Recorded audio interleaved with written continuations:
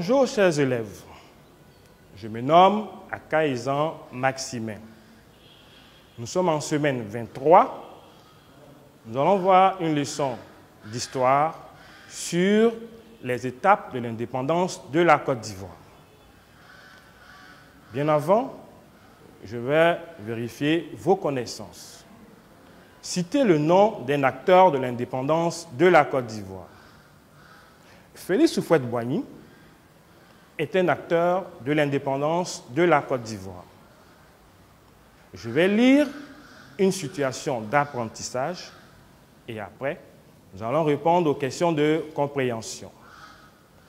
Un groupe d'élèves de CM2 a suivi à la télévision nationale une émission sur l'indépendance de la Côte d'Ivoire. Ils recherchent auprès de leur maître des informations pour comprendre le processus par lequel la Côte d'Ivoire a obtenu son indépendance. Qu'est-ce que le groupe d'élèves du CM2 veut avoir comme information? Ils veulent comprendre les étapes que la Côte d'Ivoire a franchies pour obtenir son indépendance. Cette indépendance s'est réalisée par un processus que nous pouvons appeler aussi étape. Aujourd'hui, nous allons étudier les étapes de l'indépendance de la Côte d'Ivoire. Notre pays, pour accéder à son indépendance, est passé par plusieurs étapes. Ce sont l'Union française, la loi cadre, la communauté franco-africaine. La première étape est l'Union française. Elle a été créée en 1946 par la Constitution de la 4e République française. Elle associait la métropole, c'est-à-dire la France, et les départements d'outre-mer aux colonies françaises d'Afrique. Avant l'Union française, tous les ressortissants des colonies étaient considérés comme des indigènes, c'est-à-dire des personnes qui n'avaient pas les mêmes droits que les Français à cette époque. À partir de l'Union française, l'indigénat fut aboli et tous les ressortissants des colonies françaises étaient désormais considérés comme des citoyens français. Rappelons que la suppression de l'indigénat avait été recommandée à la conférence de Brazzaville, qui s'est tenue en février 1944. Les Africains avaient le droit d'élire leurs représentants à l'Assemblée nationale française et de créer des partis politiques.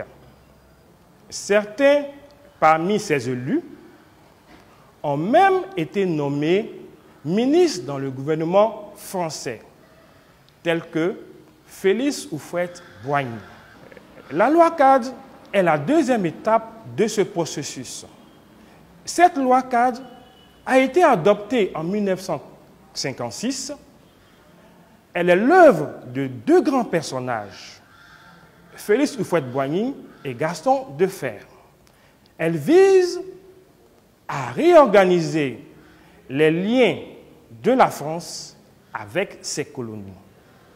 Cette loi propose que le gouvernement des colonies françaises d'Afrique soit réservé à des Africains. Elle donne aux Africains l'accès à tous les postes de l'administration coloniale et aussi de voter au suffrage universel, c'est-à-dire choisir eux-mêmes leurs représentants par le vote. La troisième étape de ce processus est la communauté franco-africaine. Elle fut créée en 1958 et c'était l'association politique entre la France et son empire colonial. Elle remplaça alors l'Union française. Comme les intellectuels des colonies françaises réclamaient de plus en plus leur indépendance, la France leur proposa soit des républiques autonomes unies à la France ou une indépendance totale. Le choix devait se faire par référendum. La Côte d'Ivoire décida de choisir la République autonome unie à la France. La communauté franco-africaine a permis à la Côte d'Ivoire d'administrer et de gérer elle-même ses affaires. Tous les citoyens étaient égaux, quelle que soit leur nationalité, leur race, leur origine, leur religion. Ainsi, en votant oui au référendum, la Côte d'Ivoire a obtenu une indépendance partielle. C'est-à-dire qu'elle gérait ses affaires, mais les grands ministères tels que l'économie, la défense, l'intérieur étaient toujours sous le contrôle de la France. 2 ans après la création de la communauté franco-africaine, notre pays a obtenu véritablement son indépendance le 7 août 1960, avec pour président Félix Houphouët-Boigny. Notre pays change de symbole. Le drapeau est orange, blanc, vert. L'hymne national, la Guyanaise, est créé. La devise est Union, discipline, travail. Tout ceci fait la grandeur de notre pays grâce à Félix Houphouët-Boigny et ses compagnons de lutte, qui sont Gabriel Dadier, Fulgence Bou, Joseph Anoma, Georges Cassi,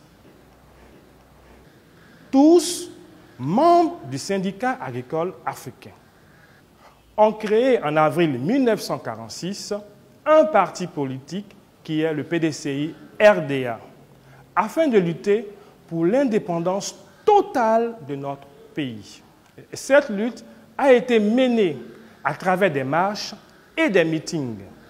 Ils ont même obtenu le 16 avril 1946 la suppression des travaux forcés, la vente directe des produits des agriculteurs sans passer par des intermédiaires.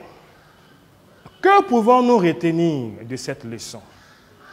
Retenons, les étapes de l'indépendance de la Côte d'Ivoire sont l'Union française créée en 1946, la loi cadre de 1956 avec Félix Houphouët-Boigny et Gaston Defferre, la communauté franco-africaine créée en 1958 par le général de Gaulle. Ainsi, notre pays est devenu indépendant le 7 août 1960. Chers élèves, nous allons faire un exercice d'application pour vérifier si vous avez compris la leçon. Exercice d'application. Voici la consigne. Parmi les propositions suivantes, entoure les étapes de l'indépendance de la Côte d'Ivoire. La colonie française, l'Union française, la création de plantations, la loi cadre, le paiement de l'impôt, la communauté franco-africaine. Chers élèves, passons à la correction. Correction. Il fallait entourer comme étape de l'indépendance de la Côte d'Ivoire l'Union française, la loi cadre, la communauté franco-africaine. Bravo à ceux qui ont trouvé. Je vous dis au revoir et à la prochaine leçon.